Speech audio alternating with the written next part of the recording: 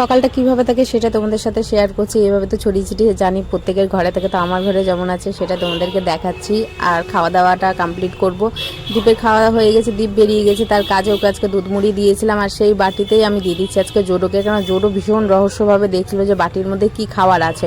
তো দীপ সম্পূর্ণ খেতে পারেনি, সেই বাটির মধ্যে ছাতু দিয়ে ওকে খাইয়ে দিয়েছি, ও খেয়ে নিয়েছে। এখন আমি একটু দুধ মুড়ি খেয়ে নেবো।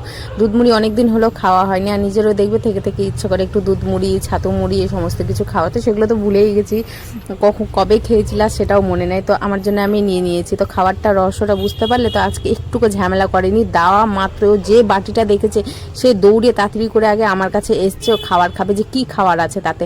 তো সে ঝামেলা করেনি। এখন খেয়ে কিছু একটা ঘরের জন্য ভেবে রেখেছি।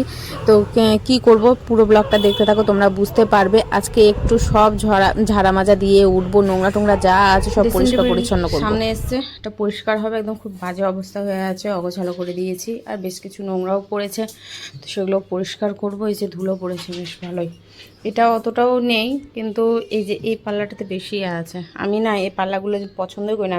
যখন ড্রেসিং টেবিলটা নেওয়া হয় আমি বলেছিলাম যে একটা পাল্লা, আমার একটা পাল্লা বেশি পছন্দ। এই যে বিছানার দিকে করা হয়েছে, প্লাইবোর্ডটা কিছু একটা ভেবে রেখেছি। হ্যাঁ আমি একা আছি তো, তাই আমি জানি না কত দূর কী করতে পারবো।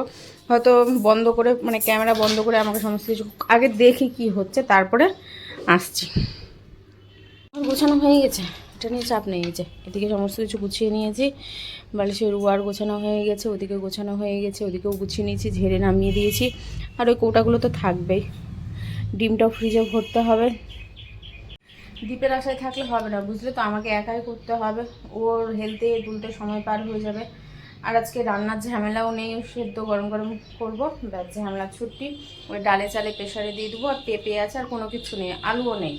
তো এই বাজার হাট আর না ভালো লাগে না, জানো তো। একটু বাইরে বেরিয়েছি ঠিকই, এটা আমার ফেসবুকে গিয়ে দেখতে পাবে, সব আলাদা আলাদা ব্লগ দেওয়া আছে, একই রকম ব্লগ নেই। তো সেখানে যাও, সেখানে গিয়ে দেখে নাও। জয়ী ফ্যামিলি, এই জয়ী দাস আছে দেখো, জয়ী দাস দেখো, বা জয়ী জয়দীপ ফ্যামিলি ব্লগ আছে। হ্যাঁ ফেসবুকে জয়দীপ ফ্যামিলি ব্লগ গেলেই বেশি ভালো হবে। ওখানে একদম পুরো একদম 2 মিনিট 2.5 মিনিট এইভাবে সব কিছু ডিটেলস দেওয়া রয়েছে। তো যাই হোক, তোমরা ওখানে গিয়ে সার্চ করতে পারো, আমি এখানে নামটা লিখে দিচ্ছি, তোমরা ওখানে গিয়ে সার্চ করে নাও, অবশ্যই পেয়ে যাবে। ওখানে সব আলাদা আলাদা নতুন নতুন, মানে সবই একটু বাইরে যাওয়া হয়েছে, ঘোরা হয়েছে, খাওয়া হয়েছে, এই সমস্ত কিছু ওখানে শেয়ার করা হয়েছে। তো ঠিক আছে, এখন রাখি, দেখি কত দূর করতে পারি। কি ভাবছো, কি আইডিয়া করেছো, অবশ্যই আমাকে কমেন্ট বক্সে জানাও যে কি করতে যাচ্ছি। সব দিক থেকে সব কিছু ঠিকঠাকই ছিল, এটা যদি ভালো থাকতো তাহলে তো কোনো কথাই ছিল না। তো দেখছি আমার ওয়ালটা নোংরা হচ্ছে, আর টিকটিকি পোকামাকড়ের বাসা হচ্ছে, তাই মাথার মধ্যে একটা কিছু খেলেছে। তো কি খেলেছে সেটা অবশ্যই দেখতে পাবে। তো আমি ক্যামেরা বন্ধ করে সব কিছু করছি, মনে হচ্ছে হাঁপিয়ে যাচ্ছি, একা একা সব কিছু করছি। তো মানে এত ভারী জিনিস তো অভ্যেস নেই, আর অভ্যেসের থেকে বড় কথা হলো আমি ভারী জিনিস কাজ করতেও পারি না, আমার তলপেটে একটু ব্যথা করে, তার জন্য আমি ভারী কাজ করি না।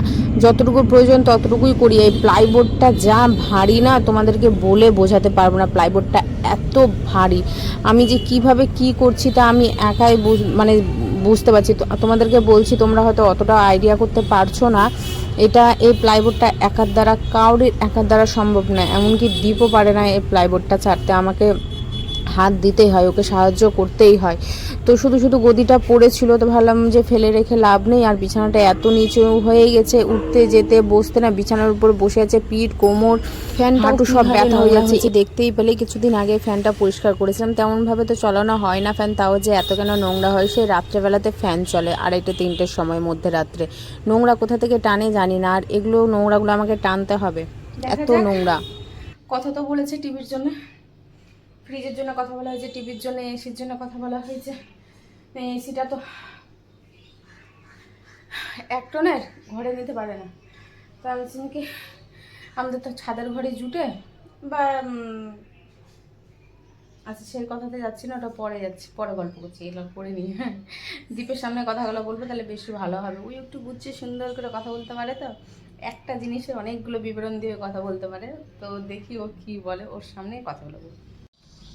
ফ্যান পরিষ্কার করলাম, ফ্যানে নোংরা পড়েছিল দেখো, আমি তো ভাবতেই পারছি না যে ফ্যানে এত নোংরা পড়েছিল।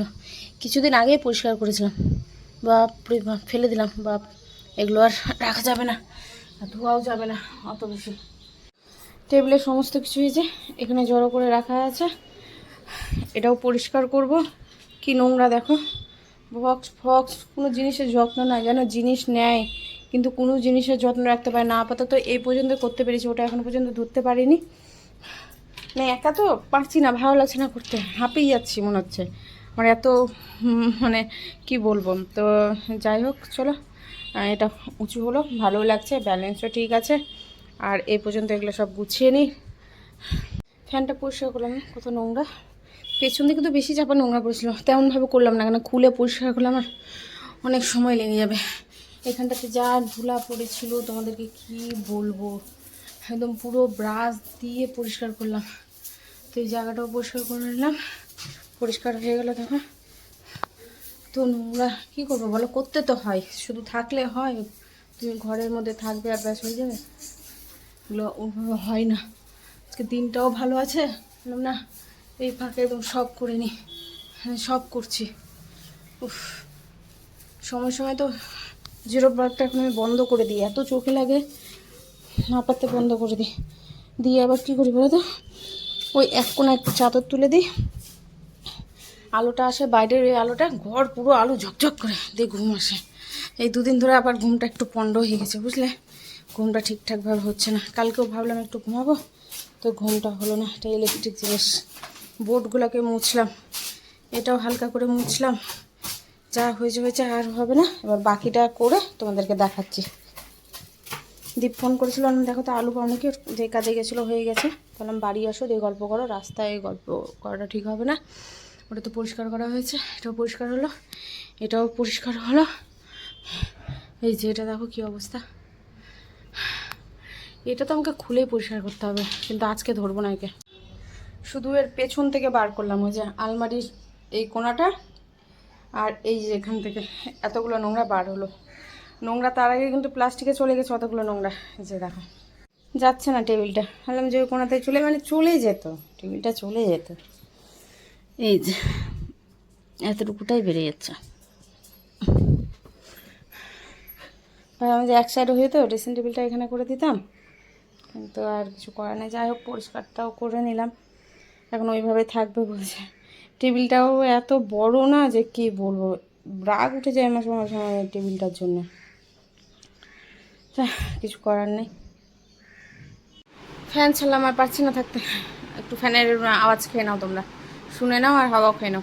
ড্রেসিং টেবিলটা এভাবেই রাখলাম, কিছু করার নেই বলাটা ভুল, মানে আমি এভাবে এই কারণে রাখতে চাইলাম, তাহলে ওটা দিয়ে যেতেও পারবো, জোটোকে ওইদিকে জলটাও দিয়ে দিতে পারবো, ওদিকে টুল বা কিছু রাখতেও পারবো, মানে এই কারণে। আর দেখো কতটা ওয়ালটা কচ, মানে ওয়ালটা সোজা না, দেখো ড্রেসিং টেবিলটা দেখেই বোঝা যাচ্ছে। এখানে যেমন সোজাভাবে ছিল, এদিকে মানে নিচের দিকেও ঢাল, মানে কেমনই যেন হয়ে আছে। আর এই পিলারের জন্য তো সব কিছু নষ্ট করে দিয়েছে আমার। আর এদিকে একটুখানি বাড়িয়ে দিয়েছে, এদিকে কমিয়ে দিয়েছে। সমান রাখ ঘরটা, পিলারটা করা থাকলে ওই কোনাতেই ঠেলে দেয় পিলারটা, তাহলে ওই কোনাতেই থেকে যেত। কিছু দিয়ে কি মানে নিচে পিচবোর্ড বা কিছু দেবো, ওটাই ভাবছি। ড্রেসিং টেবিলটা তাহলে কি সোজা হয়ে থাকবে। সোয়াবিন দিয়ে ছোলার ডাল, ডাল তো আর নেই, ছোলার ডালই ছিল, তো ছোলার ডালে যে সোয়াবিন দিয়ে করে নিলাম।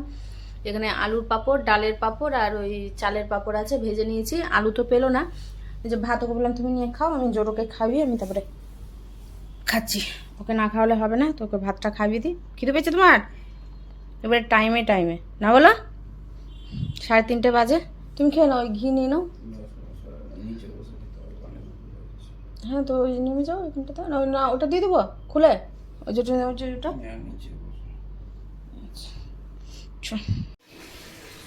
ডুমুর নিয়ে আসলাম আর মাছ নিয়ে এসেছি, মাছটা খুঁজে বললাম, কাতলা নিয়ে এসেছি মাছ। তো বুঝতে পারিনি যে বাজার বসেনি, দোকান বন্ধ, তাও খোলা থাকে কিন্তু আজকে একেবারেই বন্ধ ছিল, একেবারেই বন্ধ ছিল। এদিকে দোকান বন্ধ, এদিকে বাজার ছিল না।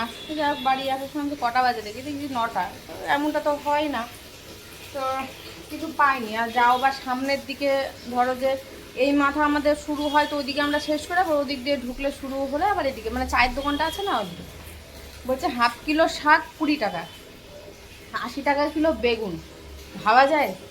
কিচ্ছু নেই, ওই ডুমুরটা পেয়েছি, ওটা নিয়ে এসেছি 10 টাকা দিয়ে। মাছ নিয়ে আসলাম। বেগুনটা এই কারণে বলছিলাম যে মাছ দিয়ে বেগুন দিয়ে একটু খেতে ইচ্ছে করছে, ঝোল হালকা পাতলা করে, তার কি করার, কিছু করার নেই। আর শাকটা হলে বেশি ভালো হতো, তো শাকও পাওয়া গেল না। তো দেখি ও যদি কালকে সকাল সকাল উঠে মাছটা কেটে নেওয়ার পর দাদাটা বলছে যে মানে একজন এসেছিলো তখন বলছে পেটিটা নিয়ে নাও, পেটিটা নিয়ে নাও। তো লোকটা পেটি নিল, বলছে না পেটি নেবো না, নিলে আমি ওই পেটির নিচ থেকে নেবো একটু গাদা পেটি, গাদা পিসগুলো যেগুলো সেগুলো নেবো। তো আমাকে বলছে যে দিদিভাই আমার পেটিটা নিয়ে নাও। আনলাম যে পেটি কত করে, তখন বলছে যে 250 টাকা করে পেটি। আনলাম তুমি এখন বলছো ওই মাছটা নিয়ে নেওয়ার পর, তুমি আগে বলতে তাহলে পেটিটাই নিয়ে নেওয়া হতো।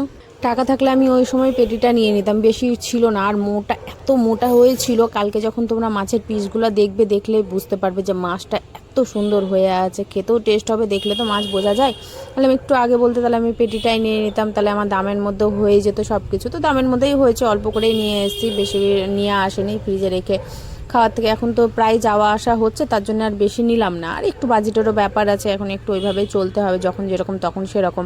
তুমি তো বুঝতেই পারো সব কিছু, বললেও কি আর না বললেও কি, কখন কিভাবে কি হয় না হয়। তো সবজি পাইনি, সবজিটাও আমাকে আবার নিতে যেতে হবে। তো কালকে নিয়ে নেওয়া হবে, সেটা নিয়ে চাপ নেই। আর বিশেষ করে কি বলো তো, এই যে আমাদের বাড়ির দুয়ারে যে সবজিটা আমি আনতে যেতাম, হাঁটতে যেতাম, সে না কখনো বসে কখনো বসে না, এই আর একটা বিষয় হয়ে গেছে চাপ। এবার যেদিন নিতে যাই সেদিন বসে না, সেদিন বাজারে যেতে হয়। আর যেদিন ধরো যে বাজার থেকে নিয়ে চলে আসি, ভেতর দিক দিয়ে বেরিয়ে যায়, ওকে দেখতে পাই না, কারণ রাস্তা তো দিক থেকে চারিদিক থেকে রয়েছে, যেটা শর্টকাট হয় সেটা দিয়ে বেরিয়ে পড়ি। এবার আসার পথে দেখি ও বসে আছে, তো কী করার, আর কিছু করারই নেই। কিন্তু মাছটার জন্য আমার ভীষণ যেন একটু কেমন লাগছিল। কেমন লাগার কারণটাও বলে দিচ্ছি। কোথায় 400-450 টাকা কিলো হয়, সেখানে 250 টাকা কিলো বলছিল, সেটার জন্যই আমার একটু গাটা কচকচ করছিল। একটু আগে জানতে পারলেই নিয়ে নিতাম। তো যাই হোক, এরপরে যদি কখনো যাই, আমি আগে গাদা পেটি দেখলে সেটারই আগে দাম করব। দীপ বলছে ওই মাছটাই তো ভালো আছে, আর আমরা নাকি এই মাছের টেস্ট আলাদা, পেটির টেস্ট আলাদা, আর গাদা পেটির টেস্ট আলাদা হয়, দুটো দেখবে 2 রকমের হয়। আর একটু ওজনও বেশি ভালো পাওয়া যায়, পাতলা হয় তো। আর গাদা পিসগুলো দেখবে ওজনে ভারী হয়। দেখেছি কিনা ভালো মনে নেই, যে অনেকটা উঁচু হয়েছে, আর এই চাদরটা পাতা হয়েছে, ওয়ারগুলো লাগানো হয়নি, আর শরীর চলছিল না আমার। তো ওয়ারটা রাত্রে শোয়ার টাইমে লাগিয়ে নেবো। এই যে একজন পণ্ডিত কাজ বাড়িয়ে রেখেছিল। হ্যাঁ,